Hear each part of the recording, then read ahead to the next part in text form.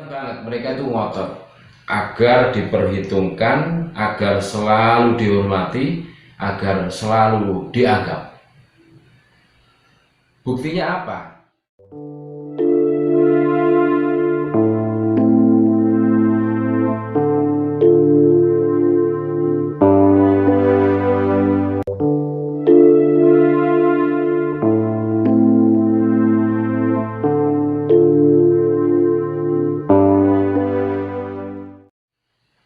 Assalamualaikum warahmatullahi wabarakatuh.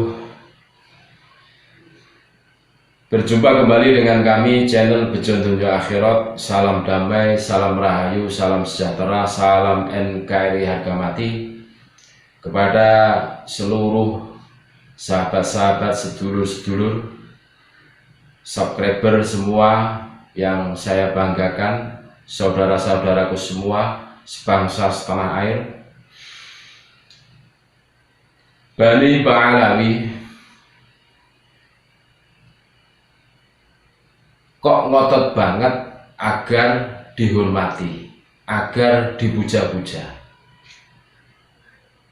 Kelihatan banget mereka itu ngotot agar diperhitungkan, agar selalu dihormati, agar selalu dianggap.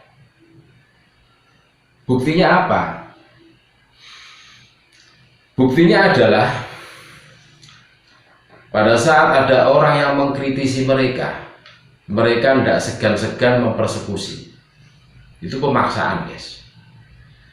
Pada saat ada orang yang tidak seideologi dengan mereka, tidak sefaham dengan mereka dengan mudah menjat Syiah, menjat PKI, menjat Dajjal. Dari situ kelihatan banget mereka itu sangat memaksa untuk dihormati, diperhitungkan, diakui sebagai Habib. Padahal silsilah nasabnya menurut tesis Kiai Haji Imaduddin bermasalah, kan gitu. Sampai detik ini mereka belum bisa membantah tesis dari Kiai Haji Imaduddin Utsman Al-Bantahi. Jadi seakan-akan pintu surga itu hanya diperuntukkan kepada pecinta muhibbin yang menganggap Habib itu cucu Nabi. Seakan-akan seperti itu. Seakan-akan pintu surga itu terbuka gara-gara manusia itu menghormati Habib. Teori-teori seperti itu sebenarnya sudah basi, guys. Bahkan kemarin pada saat makamnya Mbah Mun itu digali, terus jasad beliau masih utuh, itu ada yang memberikan keterangan. Jadi bikin status atau story lah tentang fenomena jasad Mbah Mun yang masih utuh durasi 4 tahun. Pada saat dibongkar mau dipindah, terus tidak jadi dipindah. Itu memberikan penggiringan, memberikan analisa. Kenapa jasadnya Mbah Maimun Zubair itu utuh? Adalah karena menghormati para habaib. Wah, tepuk tangan. Bagi pemula, saya pastikan itu akan terenyuh terus percaya. Bagi pemula loh. Tapi tidak bagi orang-orang yang berpikir waras. Kita melihat fakta-fakta yang terjadi. Para habaib yang hanya sekedar mengaku-ngaku saja, mulutnya mengaku aku Habib. Di dalam darah aneh ada darah suci, darah Rasulullah SAW. Itu kan pengakuan mulut mereka saja. Haliahnya, perilakunya itu bertentangan dengan apa yang diajarkan oleh baginda Rasulullah SAW. Nah, di sini ini loh yang menjadi masalah di sini ini. Bahkan di dalam Al-Quran jelas Faman ya'mal misqala dzarratin khairan yarah.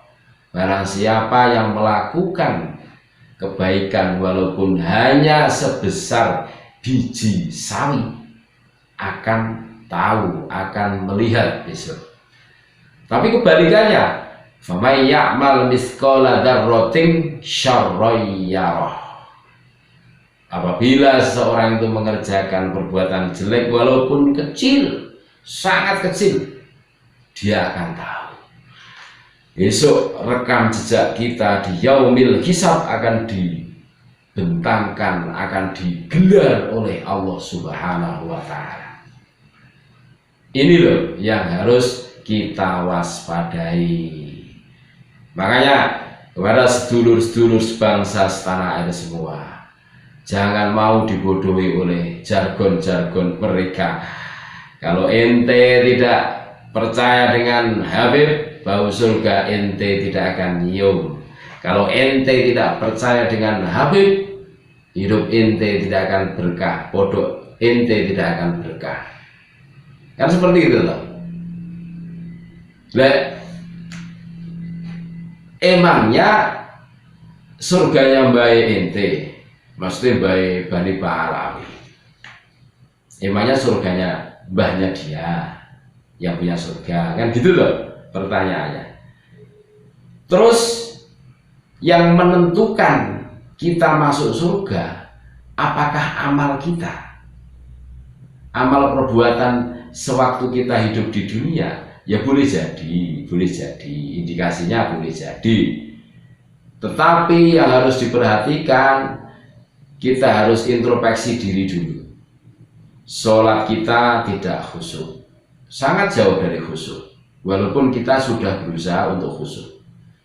Membaca Quran kita kadang ndak, maksudnya lagi sregep ya sregep terus.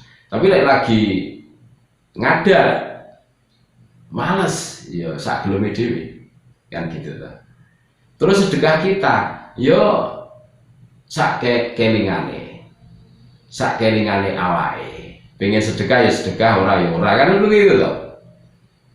Ya sama pada saat seorang itu katanya mulutnya itu cinta Habib, suatu ketika Habib datang ke rumah terus dipalaki jaluk duit, padahal duitnya juga ribu itu jaluk kabeh entek, habis uangnya. Habib balik bisa asem kan. Duit orang dibayari sekolah anaknya malah dijaluk kabeh. Kan gitu. Ini fakta loh guys. Makanya dari apa yang saya sampaikan tadi, ini saya mengajak kepada saudara-saudaraku sekalian sebangsa setanah air, marilah kita cerdas. Jadi yang memasukkan kita ke surganya Allah itu bukan karena amal ibadah kita, karena amal ibadah kita menghormati Habib itu amal ibadah. Ya silahkan kalian menghormati Habib dalam batasan-batasan normatif. Kita percaya bahwa dzurriyyatur Rasul itu ada, kan gitu. Tapi kalau sampai berlebihan, terus sampai disuruh masuk sapi tank, kita mengikuti, ya keterlaluan. Pada saat kita mengikuti perintahnya untuk kemadharatan, kemafsadatan, terus kita ikuti, ya mohon maaf, nanti dulu, kan gitu. Jangan sampai seperti itu. Jadi aturan main mengikuti itu ada, selama tidak memerintahkan kepada kemaksiatan, ya tidak apa-apa kita ikuti. Tapi kalau sudah menyuruh, membabi buta, menghajar orang yang tidak seideologi, tidak sepaham, ya mohon maaf nanti dulu loh. Ini gimana maksudnya, kan harus ditelusuri loh. Jangan sampai kita beras terus seumpama ada kasus hukum kita yang kena, nah yang rugi kita, keluarga kita akan mengalami kerugian, kasihan kan itu. Nah itu kembali lagi. Jadi Bani Pahlawi itu terlalu memaksakan diri untuk dihormati, terlalu memaksakan diri untuk dicintai, tanpa mau berpikir ulang bagaimana menghormati orang, tanpa mau berpikir ulang bagaimana mencintai orang. Karepe iki disangoni terus tanpa mau berpikir suatu ketika nyangoni wong kan gitu tuh. Wah yo berat, permainan ndak imbang, penonton kecewa, lah bubar penonton kan gitu tuh. Nah ini loh, karena metode dakwahnya itu terlalu memaksakan untuk dihormati, diakui statusnya sebagai Dzurriyyatur Rasul. Nah ini yang menciptakan permasalahan, tanpa mau berpikir ulang untuk mengimbangi dari apa yang dia akuisi dengan apa yang dia klaim. Seakan-akan orang yang masuk surga itu cuma pecinta Habib. Rakyat Indonesia sudah pintar, bukan hanya itu, banyak. Kadang menolong orang yang lagi kelaparan, gitu surga terbuka. Kadang membikinkan kopi suami yang lagi pingin ngopi dengan keikhlasan, ketulusan, itu surga dibuka, ridhonya Allah turun, yang gitu. Ridhonya Allah itulah yang akan memasukkan kita semua ke dalam surga. Kalau kita mengandalkan amalia hari gini guys, kita itu berbicara ikhlas itu ya nonsen, omong kosong, sulit. Kita berbicara daki-daki tentang tirakat, laku tirakat, puasa, berat. Mau puasa gimana? Menu lengkap-lengkip di depan mata kita, berat. Gitu guys. Mudah-mudahan bermanfaat. Tetap salam NKRI harga mati. Assalamualaikum warahmatullahi wabarakatuh.